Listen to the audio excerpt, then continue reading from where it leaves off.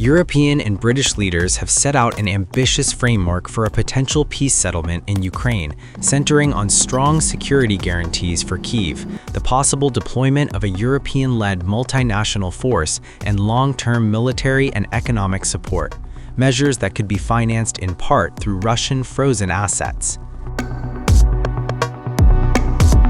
The proposals emerged after high-level talks in Berlin involving Ukrainian officials, European leaders, and U.S. peace envoys Steve Witkoff and Jared Kushner, who are representing President Donald Trump's administration in negotiations aimed at ending the war.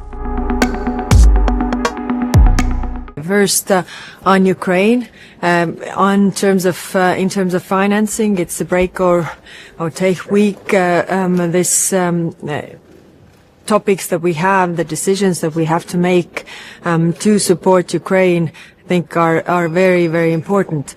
We have made also decisions, or will make decisions today regarding the Shadow Fleet vessels. We have 40 additional vessels plus enablers, and this is all for depriving Russia of the means to fund this war. We also reached the target of the 2 million rounds initiative, and this is necessary for Ukraine to defend itself. In a joint statement issued after the meetings, leaders from Germany, Denmark, Finland, France, Italy, Lithuania, the Netherlands, Norway, Poland, Sweden, and the United Kingdom, alongside senior officials from the European Union, said they had made significant progress toward a coordinated vision for peace. The statement called for robust and credible security guarantees for Ukraine, including the creation of a European-led multinational force, Ukraine, formed by willing nations under what is being described as a coalition of the willing and backed by U.S. support. According to the document, the force would assist in rebuilding Ukraine's military, securing its airspace, ensuring maritime safety, and operating inside Ukraine once conditions allow. The plan also includes a U.S.-led mechanism to monitor and verify any future ceasefire, as well as legally binding commitments, subject to national approval processes, to continue providing Ukraine with military aid, intelligence support, logistical assistance, and diplomatic and economic backing. European leaders reiterated their support for Ukraine's eventual accession to the European Union, and said Kyiv should retain the capacity to maintain armed forces of up to 800,000 personnel. What the US has put on the table here in Berlin in terms of both legal and material guarantees is truly quite remarkable. This represents a very significant step forward, which I wholeheartedly welcome. Regarding my second point, on which a consensus has been reached, that a ceasefire should be secured through substantial legal and material security guarantees from the United States and the European nations. That is a really far-reaching, truly substantial agreement, one which we have not had in place until now, namely that both the Europeans and also the Americans are jointly prepared and willing. And President Zelensky has made specific reference to Article 5 of the NATO treaty to provide similar security guarantees for the nation of Ukraine. This, from my point of view, is a truly significant step forward. Of course, and the American side has, as I mentioned, also politically and from a legal perspective committed itself to undertaking this. I want to state here, we will not repeat the mistakes of Minsk, not at this very point. Instead, a ceasefire must now be secured through appropriate security guarantees for Ukraine. What that will specifically mean in each individual case, that will certainly still need to be discussed among those parties who will then individually be providing these security guarantees.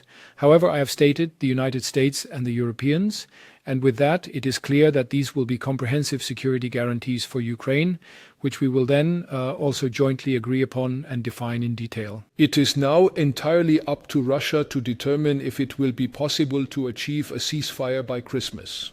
I want to use this opportunity to once again very emphatically appeal to the Russian government, to the Russian president, at least over Christmas. The Ukrainian people, to spare them from further bombing and missile attacks, which have been directed almost exclusively in the past weeks and months against civilian infrastructure, against kindergartens, hospitals and energy supply facilities are aimed. This is an act of terror against the civilian population. However, divisions remain.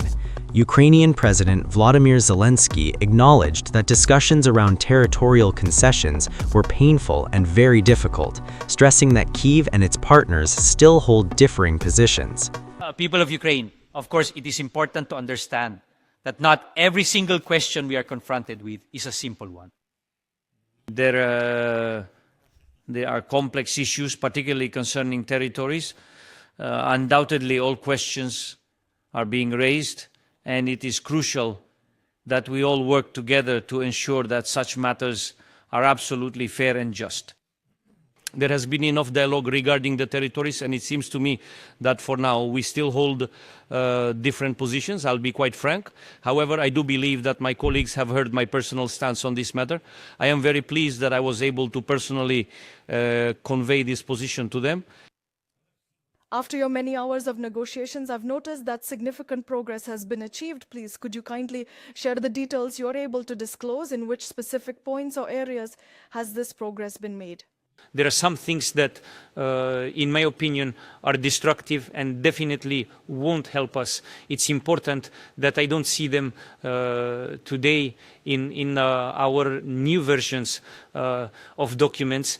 And for me, this is crucial because dignity is important. Well, and the question of concessions, that's a question no longer relevant.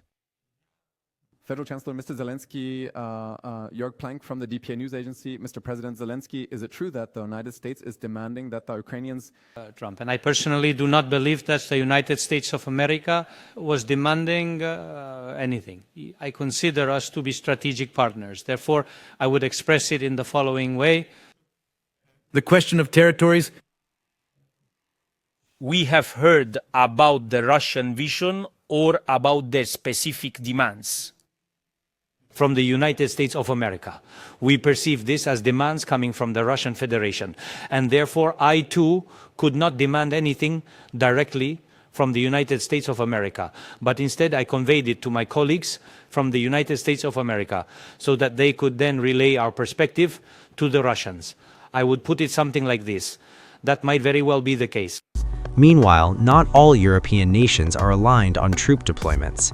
Poland's Prime Minister, Donald Tusk, has publicly ruled out sending Polish forces, arguing they are needed to protect NATO's eastern flank. Italy has also repeatedly said it will not deploy troops to Ukraine. Russia, for its part, has consistently opposed any NATO or NATO-backed military presence in Ukraine, warning that Kyiv could use a ceasefire to rearm. Moscow insists that any lasting peace must address what it calls the conflict's root causes.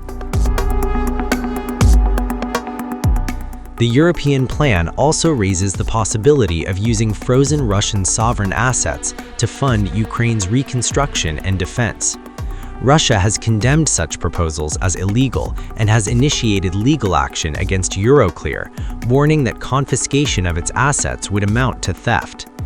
Despite these unresolved tensions, European leaders said they were encouraged by what they described as growing convergence between the United States, Ukraine, and Europe, and pledged to continue working toward a settlement that preserves Ukrainian sovereignty and European security.